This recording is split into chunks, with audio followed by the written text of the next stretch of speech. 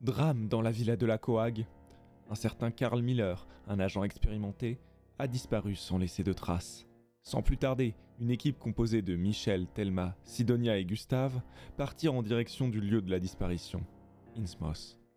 Rapidement après leur arrivée, et après avoir retiré les lattes de 2 pièces au piolet, les investigateurs retrouvèrent les effets personnels de Carl. Un pistolet électrique à l'allure étrange et son journal. Ils firent également connaissance avec leur nouveau voisin, Zombie Zombie, un homonyme du réalisateur du réalisateur. En parcourant le journal de leurs collègues, ils décidèrent de retracer les déplacements de ce cher Carl. Profitant d'un repas au diner du coin, nos 4 protagonistes se rendirent compte que personne ne semblait se souvenir de Carl. Soit ce dernier avait le charisme d'une huître, soit il y a bien quelque chose qui se trame dans cette ville.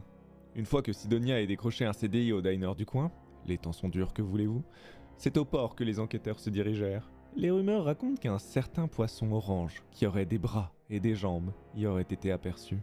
N'ayant pas eu la chance de le voir, Michel ressentit toutefois que quelque chose d'étrange émanait de l'eau. Ils finirent leur journée par une inspection du phare en bonne et due forme avant de rentrer. Alors qu'ils étaient sur le point de se coucher, ils reçurent un coup de téléphone d'Ethan Carter. Ce dernier serait apparemment en ville, et leur conseilla de stopper leur enquête le temps qu'ils finissent ce qu'il y a à y faire. Épuisés, ils allèrent se coucher car, comme le rappela Gustave, demain viendra.